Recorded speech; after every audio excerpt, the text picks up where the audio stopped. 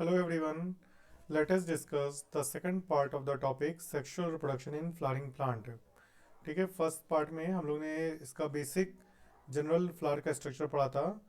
अब हम लोग सेकंड पार्ट में इसकी इवेंट्स देखेंगे। ठीक है, फ्लावर में कैसे रिप्रोडक्शन होता है, सेक्सुअल रिप्रोडक्शन, तो इससे रिगार्डिंग जो इसके इवेंट्स हैं उसको देखेंगे। तो जो sexual production in flowering plant है उसमें जो इवेंट्स हैं उसको फाइनली थ्री पार्ट्स में डिवाइड किया गया है: pre fertilization, fertilization and post fertilization. ठीक है, तो प्री फर्टिलाइजेशन इवेंट्स क्या होती है? प्री फर्टिलाइजेशन का मतलब है कि फर्टिलाइजेशन से पहले की इवेंट्स, दैट मीन्स कि जब फ्यूजन होता है मेल और फीमेल गैमेट का, that is known as fertilization. तो उससे पहले की जितना फ्लावर में डेवलपमेंट होता है, मेल फीमेल गैमेट का डेवलपमेंट होता है और मेल गैमेट का ट्रांसफर होता है फीमेल पार्ट पे, वो इवेंट्स आपकी प्री फर्टिलाइजेशन में आती हैं। And fertilization is the fusion of the male and female gamete. And after fertilization post fertilization events होती हैं जिसमें आपका एंडोस्पर्म और एम्ब्रियो का डेवलपमेंट होता है। ठीक है, और मैच्योरेशन होता है ओव्यूल्स का सीड में एंड ओवरी का फ्रूट में। दैट मीन्स कि जो जाइगोट बनेगा आफ्टर फर्टिलाइजेशन वो डेवलप होगा एम्ब्रियो में, और जो ट्रिप्लॉइड प्राइमरी एंडोस्पर्म न्यूक्लियस बनता है वो डेवलप करेगा endosperm which act as a nutritive tissue for the developing embryo. Then जो ओव्यूल होगा वो सीड में कन्वर्ट होगा, और जो ओवरी है, complete ovary, the basal part of the gynoecium, वो फ्रूट में कन्वर्ट हो जाएगी। ठीक है, डेवलप हो जाएगी। तो प्री फर्टिलाइजेशन में हमें दो पार्ट देखने हैं: gametogenesis and gamete transfer. That means gamete का फॉर्मेशन और गैमीट का ट्रांसफर। ठीक है, तो हम लोग अब स्टार्ट करते हैं प्री फर्टिलाइजेशन इवेंट्स। अगर हम फर्स्ट ऑफ ऑल सबसे पहले फ्लावर में दो पार्ट होते हैं: male reproductive part that is androecium and the female reproductive part that is gynoecium.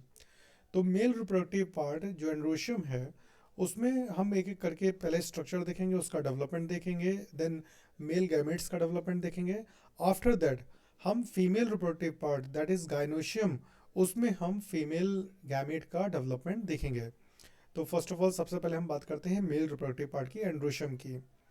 तो फ्लावर जब डेवलप होता है प्लांट पे, तो फ्लावर प्लांट की ही मॉडिफाइड शूट होता है जिसमें कुछ स्ट्रक्चरल और हार्मोनल चेंज आते हैं, जिससे जो प्लांट है उसके ऊपर उसकी एक ब्रांच पे एक फ्लोरल प्रीमोडियम दैट इज अ बड, जिसे हम कली कहते हैं, वो डेवलप करती है। जिस ब्रांच पे बहुत सारी कली या बहुत सारे फ्लावर्स, बहुत सारी बर्ड्स एक साथ डेवलप करती है, वो मेन ब्रांच आपकी इन्फ्लोरेसेंस होती है, जिसको हम डिफाइन कर सकते हैं the arrangement of the flowers, the arrangement of the flowers over the axis, that is known as inflorescence. ठीक है, फ्लावर्स का जो अरेंजमेंट होता है एक कॉमन एक्सिस पे, दैट इज इनफ्लोरेसेंस। और उस इन्फ्लोरेसेंस पे बहुत सारी फ्लोरल बर्ड्स प्रेजेंट होती हैं। ठीक है, जो आगे फ्लावर में कन्वर्ट होती हैं।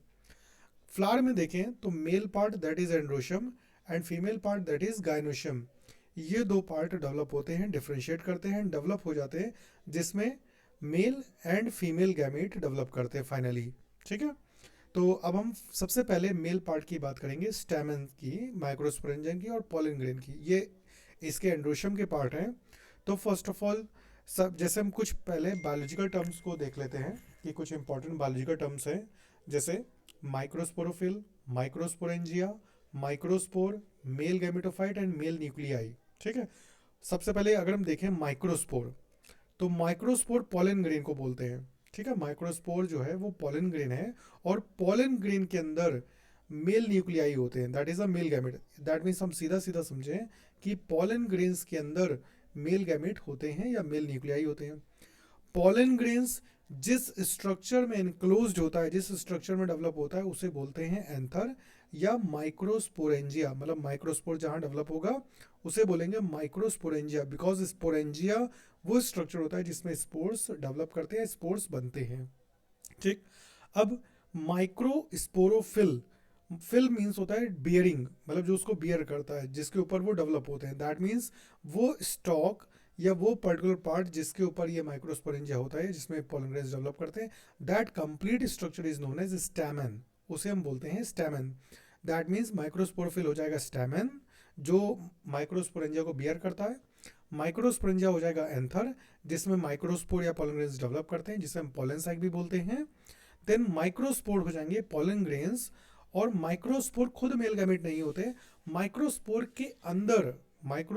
के अंदर मेल न्यूक्लियाई बनते हैं जो अल्टीमेटली फ्यूजन करेंगे एग सेल से, जो कि ओव्यूल में होती है, मतलब फीमेल पार्ट में ओव्यूल में होती है। तो that means male nuclei male gametes होते हैं जो पॉलन ग्रेन्स के अंदर बनते हैं, और पॉलन ग्रेन्स होते हैं माइक्रोस्पोर। ठीक है। पॉलन ग्रेन्स जब एंथर से रिलीज होकर के, जैसे यहाँ राइट साइड में फिगर देखो, अब इसमें आपको क्लियर दिख रहा होगा, ये पॉलन ग्रेन्स हैं जो माइक्रोस्पोरेंजिया में डेवलप हो रहे हैं। ये जो सैक लाइक स्ट्रक्चर है, ये जो चैम्बर जैसे दिख रहे हैं, ये माइक्रोस्पोरेंजिया हैं, जिसको आगे हम अभी डिटेल में डिस्कस करेंगे। लाइन ऑफ डाइसेंस, दैट मीन्स कि यहाँ से एंथर रप्चर कर चुका है या रैप्चर फट चुका है एंथर। मेच्योर होने के बाद एंथर इसमें एक लाइन होती है साइड में, और वहाँ से वो फट जाता है और जितने भी पॉलन ग्रेन्स होते हैं वहाँ से रिलीज हो जाते हैं। दैट मीन्स ये जो कंप्लीट स्ट्रक्चर आप देख रहे हो, that complete structure is known as stamen. इसमें ये फिलामेंट है, ठीक है, ये है फिलामेंट, और ऊपर होते हैं एंथर। एंथर बाइलोब भी हो सकता है, मोनोलोब्ड भी हो सकता है।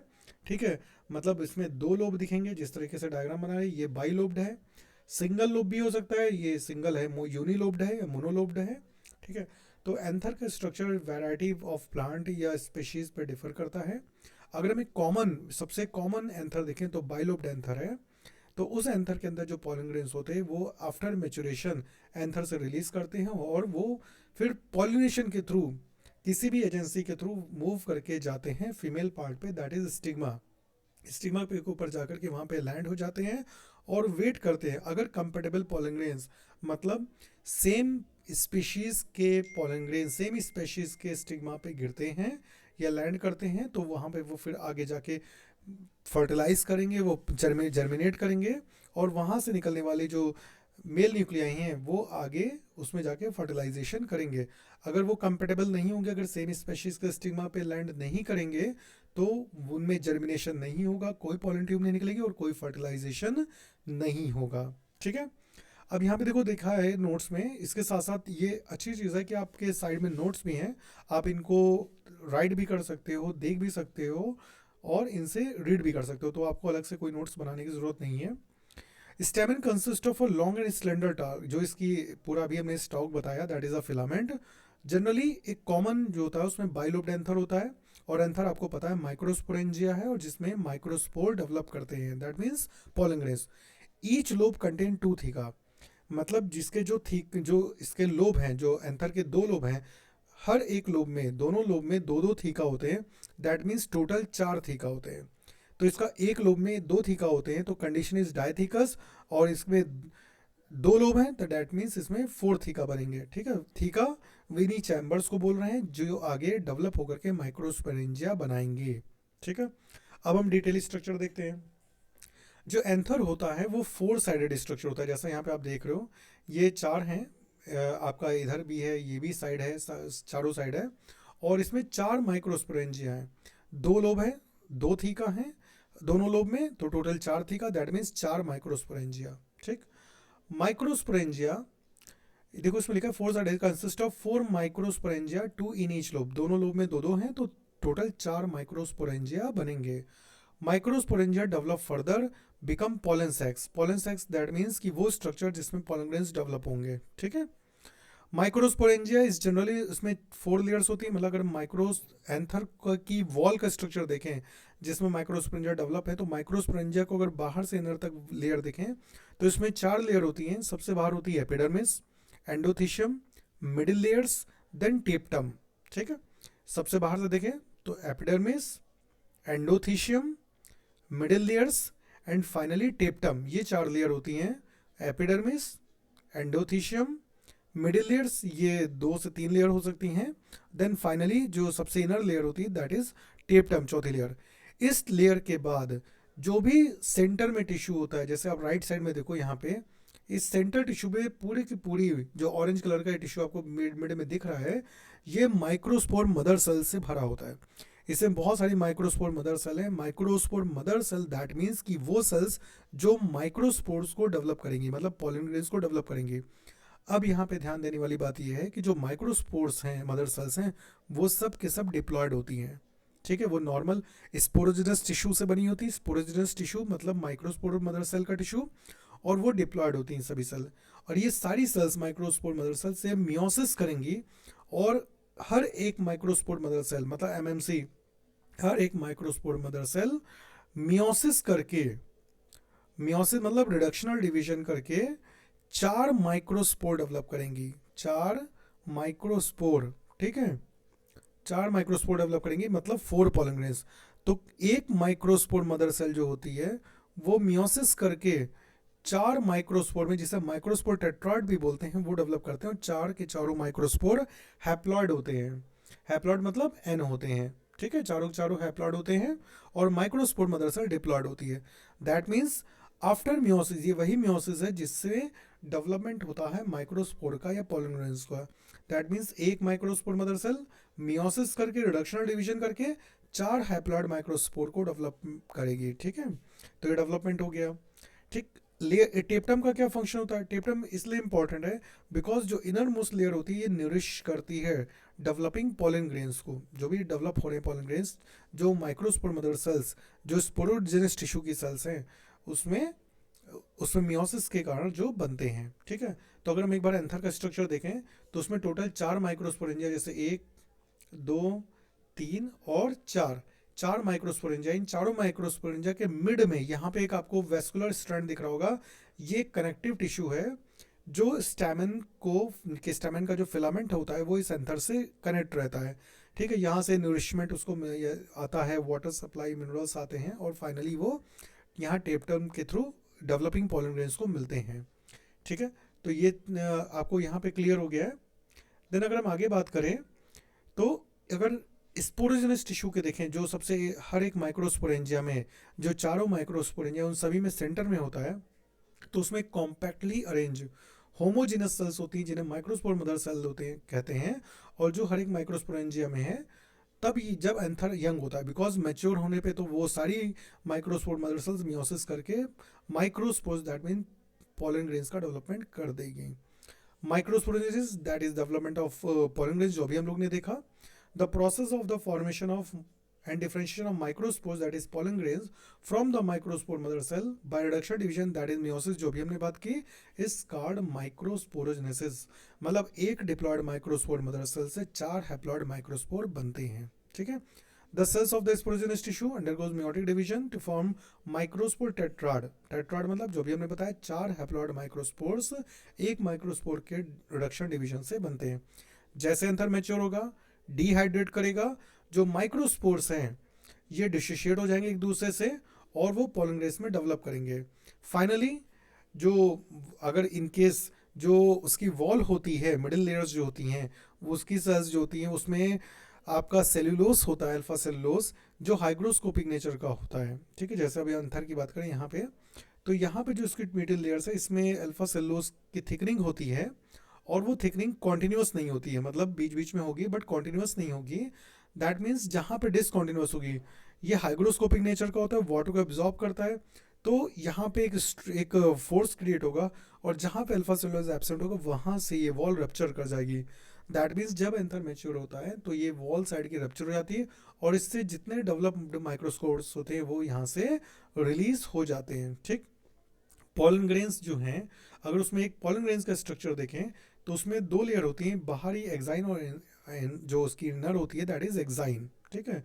ये आपको डायग्राम दिख रहा होगा, यहाँ पे ये एक्साइन है। एक्साइन जो थिक होती है सबसे हार्ड रेजिस्टेंट ऑर्गेनिक मटेरियल की बनी होती है, दैट इज स्पोरोपोलिनिन। और जो इनर लेयर होती है वो बहुत ही सिंपल सेलुलोज की, दैट इज पैक्टिनोसेलुलोज की बनी होती है, दैट इज इंटाइन। तो दैट मीन्स जो पॉलन ग्रेन है इसमें 2 लेयर हैं, एक्साइन एंड इंटाइन। इनर जो उसका स्ट्रक्चर है उस सेल में एक वैक्यूल होगी जो उसके टोनिसिटी को मेंटेन करेगी इसके साइटोप्लाज्म में, एक ट्यूब सेल होगी, tube cell that means vegetative cell, उसमें ट्यूब न्यूक्लियस होगा, और एक जनरेटिव सेल होगी, उसी ट्यूब सेल या वेजिटेटिव सेल के साइटोप्लाज्म में जनरेटिव सेल प्रेजेंट होगी। यही जनरेटिव सेल आगे डिवीजन करके 2 मेल न्यूक्लियाई बनाएगी। दैट मीन्स जब ये पॉलन ग्रेन रिलीज होगा या मेच्योर होने के फॉर्म में होगा, तब जो होता है या तो पॉलन ग्रेन 2 सेल्ड स्टेज में रिलीज होता है या तो 3 सेल्ड स्टेज में रिलीज होता है। इनकेस अगर 2 सेल स्टेज में रिलीज होता है तो एक वेजिटेटिव एक जनरेटिव सेल होती है, और अगर इनकेस 3 सेल स्टेज में होता है तो एक वेजिटेटिव सेल और 2 जनरेटिव सेल होती है, दैट मीन्स 2 मेल न्यूक्लियाई होते हैं। ठीक है। जर्मपोर क्या है? जो अभी एक्साइन हम लोग ने देखी, एक्साइन कॉन्टिन्यूस नहीं होती है, क्योंकि अगर कॉन्टिन्यूस होगी तो कभी भी उसके अंदर से मेल न्यूक्लियाई बाहर नहीं निकल पाएंगे। ठीक। तो जहाँ जहाँ पे ब्रेक होती है एक्साइन, मतलब या तो एक्साइन बहुत ही ज़्यादा थिन होकर के या बिल्कुल एक्साइन टच होती है इंटाइन से, वहाँ पे जर्म पोर होता है। ये वो पोर्शन होता है जहाँ से पोलन ट्यूब निकलती है। जब पोलन ग्रेन जर्मिनेट करेगा स्टिग्मा पे तो यहीं से पोलन ट्यूब निकलेगी, जिसे जर्म पोर बोल रहे हैं, और उसी के थ्रू मेल न्यूक्लियाई जो है वो ओव्यूल तक पहुंचेंगे। जर्मपोर क्या है? दीज आर द एपर्चर्स, ये ओपनिंग्स हैं एक्साइन पे जहाँ पे स्पोरोपोलिन एब्सेंट होता है। दैट मीन्स जर्मपोर वो स्ट्रक्चर, वो प्लेस है जहाँ पे एक्साइन एब्सेंट होती है, स्पोरोपोलिन एब्सेंट होता है। ठीक है, यहीं से पोलन ट्यूब निकलेगी। अब प्लाज्मा मेम्ब्रेन जो सराउंड करती है साइटोप्लाज्म को, और पोलन ग्रेन वो इसकी इंटाइन होती है जो आपको इनर में दिखेगी। पोलन ग्रेन्स के मैचुरेशन में आपको फर्स्ट ऑफ ऑल सबसे पहले 2 सेल दिखेंगे, वेजिटेटिव सेल और जनरेटिव सेल। डिफरेंस यहाँ पे सामने दिया गया है कि इस वेजिटेटिव सेल बिगर होती है, उसमें बहुत ज़्यादा फूड रिजर्व होता है, लार्ज इरेगुलर न्यूक्लियस होता है, और ये पोलन ग्रेन्स के डेवलपमेंट के लिए ज़रूरी है। जनरेटिव सेल क्या होती है? छोटी होती है, स्पिंडल शेप्ड होती है। साइटो वेजिटेटिव सेल के साइटोप्लाज्म में फ्लोट करेगी, और ये सिनगैमी करती है। दैट मीन्स ये जो डिवाइड करके बेल न्यूक्लियाई बनाएगी वही आगे जाके फ्यूजन करेंगे, फर्टिलाइजेशन करेंगे एक्स सेल के साथ ओव्यूल के। डेंस का साइटोप्लाज्म डेंस होता है और न्यूक्लियस भी छोटे होते हैं। ठीक है, जो मेल न्यूक्लियाई होते हैं। पोलन ग्रेन्स बहुत सी स्पेशीज के, जैसे जो पार्थेनियम है, ये एलर्जी कॉज करते हैं, बहुत सारी एलर्जी कॉज हो सकती है, और बहुतों को उससे ब्रोंकल डिजीज हो सकती है, लंग्स की डिजीज हो सकती हैं, क्रोनिक रेस्पिरेटरी डिसऑर्डर्स हो सकते हैं लोगों को, जैसे बहुत लोगों को फूलों से एलर्जी होती है, फ्लावर से, और उनको एस्थमा और ब्रोंकाइटिस जैसी परेशानियां भी आ सकती हैं। ठीक है। नाउ जो पोलन ग्रेन्स रिलीज होते हैं उनकी जो वायबिलिटी होती है, लिविंगनेस, वो स्पेशीज टू स्पेशीज वेरी करती है। पोलन ग्रेन्स जब रिलीज होते हैं और जब स्टिग्मा पे गिरते हैं तो इसके बीच का जो पीरियड होता है ये हर एक पोलन ग्रेन्स में वेरिएबल होता है। ठीक है।